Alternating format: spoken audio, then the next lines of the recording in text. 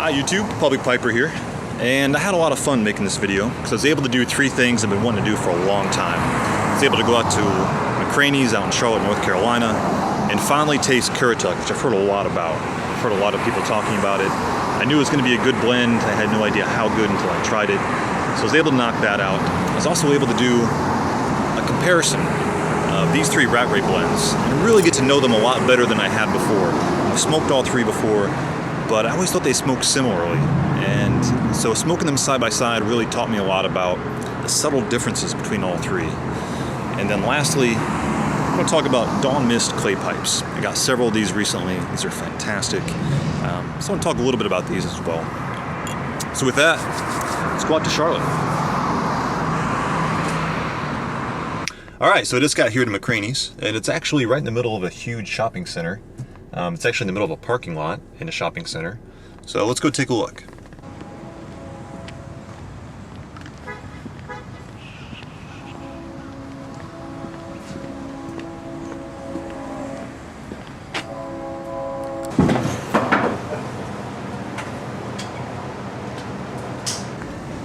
Alright guys, so I just got back from McCrainie's, came across the street to this outdoor patio, and I got two tobaccos. I got Currituck and McCranie.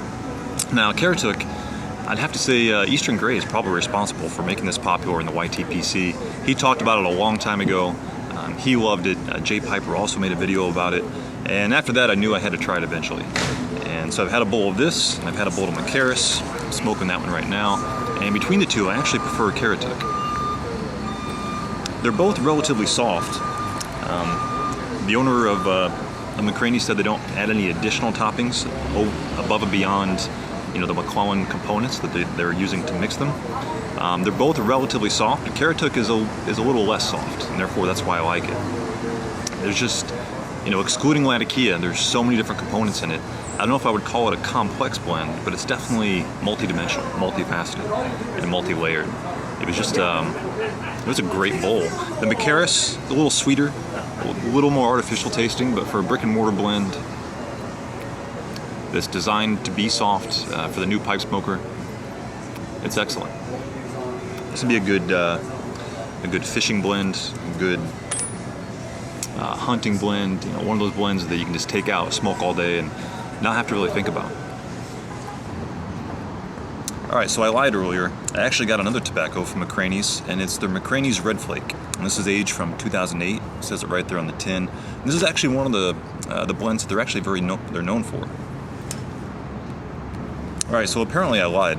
I actually got another tobacco from McCrainie's. It's their Red Flake. And this is aged from 2008. And although I'm not a hardcore Red Virginia type of guy, I do love my Rattrays, and those are all Red Virginias, or Red Virginia dominant at least. This is apparently 100% Red Virginia. So again, it's not apples to apples with anything I've been smoking today. But I'll tell you what, for $12 a tin, which is what the price of this is, if I were to walk into a McCranie store and spend 12 bucks, it'd be on 12 bucks worth of Currituck. It wouldn't be on a single tin of Red Flake. The Currituck is just, it's just more up my alley. It just has more what I'm looking for. This one is, I'm searching for the flavor here halfway down the bowl, and I'm not getting a lot of flavor from it. It's definitely smooth. It kind of, you know, tastes and smokes as if it's aged, but I'm not penalizing it for being one note. You know, a single component tobacco should be one note, but even within that one note, it's not a broad note. It's just kind of a very mellow, thin note.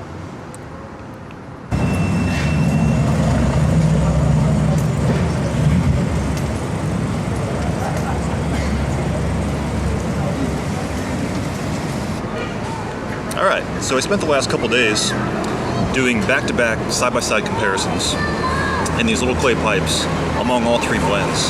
And over the course of the last couple days, and it took a couple tries, but I was able to tease out the difference between Old Gowrie, Brown Clunee, and Hal O the Wynd. And I was trying to deduce it down to the most essential elements in terms of which one has more of this and less of that. And I think I can put it pretty simply to you in a single chart, which I'll show you here. And for me, it all has to do with the degree to which they have dark-fired Kentucky. At the far end of the spectrum is Old Gowrie, which is literally the darkest of the three. It has the most dark Kentucky in it. At the opposite end of the spectrum would be Hal O the Wynd. And those are the two that are easiest to tell apart. And then somewhere in the middle, and I'm gonna go ahead and put it at the 50-yard line, is Brown Clunee. Now among all three, I actually prefer Brown Clunee the most, although they're all excellent. I could smoke any one of these three all day long. But if Old Gowrie is dark Kentucky, and if Hal O the Wynd is more of a true red Virginia with a little bit of Perique, there's something very oaty and oat-like about splitting those right down the middle, and that's really where Brown Clunee shines. It's got that dark grain, that dark cereal, just real thick and dense type of flavor, and also a mouthfeel and a body that really just splits the difference between the two, and is the one that I prefer the most.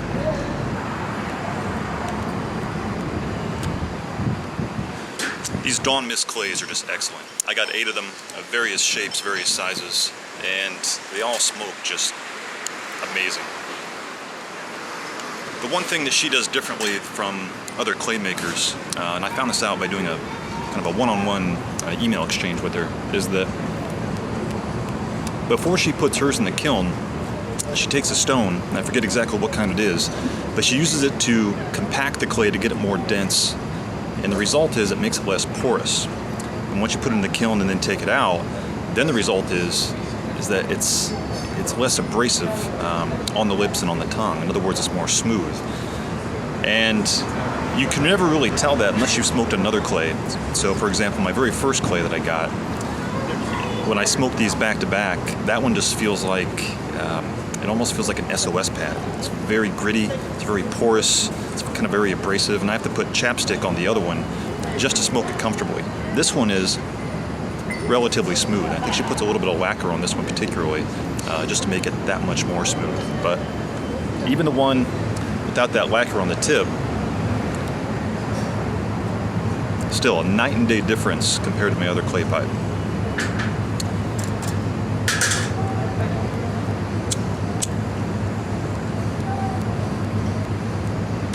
Another difference I noticed, and probably has to do with the porousness as well, is that on my other clay, they started to darken literally within the second or third bowl, and I can see it right here.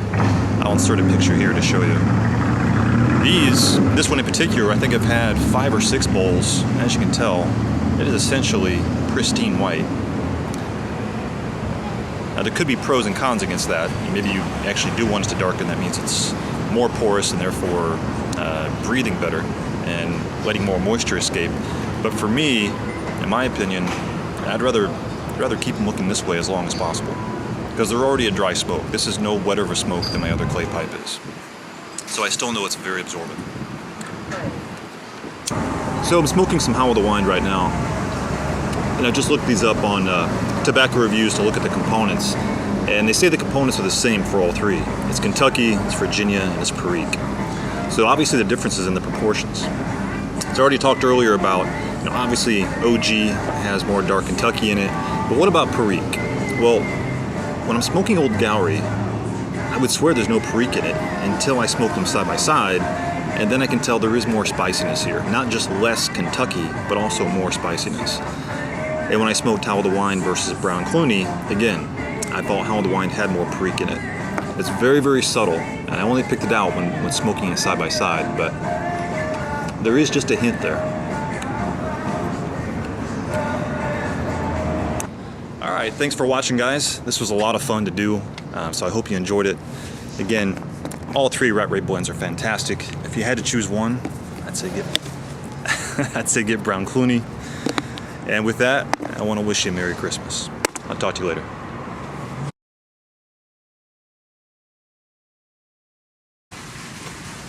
All right, so I'm hanging out in the courtyard of probably the nicest hotel I've ever been in. I'm about a mile away from McCrainie's. Earlier this evening, I smoked the McCranie blends. I like the Currituck the best. But this evening, I really tried to focus on trying to tease out the difference between all 3 Rattray blends. Hal O the Wynd, Old Gowrie, and Brown Clunee. And although they're very similar, they smell the same, they look the same, they're cut the same, by doing back-to-back bowls or side-to-side, I think I've really been able to tease out the difference between the 3. And this is something I've been wanting to do for a long time. I know I love all three, I've bought all three, I've smoked all three in the past, but I've never actually smoked them side by side. And this evening, I have a good vibe and a good feeling for what they are and how they differ. At the far end of the spectrum, out of all three, in terms of which one is the outlier, I would say it's Old Gowrie. Old Gowrie has the most dark fire Kentucky, from what I can tell, from what I can smoke. And it just has this, it comes in almost like a tuba, where the other ones come in more like a higher brass, more like a trumpet or a clarinet. This is just earthier, it comes in lower, it comes at a lower altitude, and that's the dark fire Kentucky. The other two are much closer. Hal O the Wynd and Brown Clunee, these are close cousins. That one's more like an uncle. But all three are obviously in the same family. Between Hal O the Wynd and Brown Clunee, I would say Brown Clunee is a little bit darker of the two. Not as dark as Old Gowrie, but darker than Hal O the Wynd. And between the two, Hal O the Wynd and Brown Clunee, I prefer Brown Clunee. And the reason why is because, you know, if I had to put a football field in front of you here and say that Old Gowrie's on the dark end, that dark fire Kentucky end, and Hal O the Wynd is at the lighter end, not the hay grass, you know, bright Virginia end, because these are all red Virginias, but it's still at the other end of the football field. Then Brown Clunee is at the 50-yard line. It's right in the middle, and it has this essence of oatiness, of this dark cereal and this dark organic cereal. You know, if you're going to the grocery store and you see those organic cereals and they look rough cut, kind of almost like steel cut oats, but with some dark bran flake or dark fiber in there. It's just very, very earthy, without being dark fired, which is what Old Gowrie is. I think Brown Clunee, because it's sitting there at that 50-yard line, like, this is the perfect blend for me, within the Rattray's blend, or within the Rattray's line. It just strikes a harmonious balance between both ends of the spectrum. I love all three. I've smoked all three. I'd buy all three again.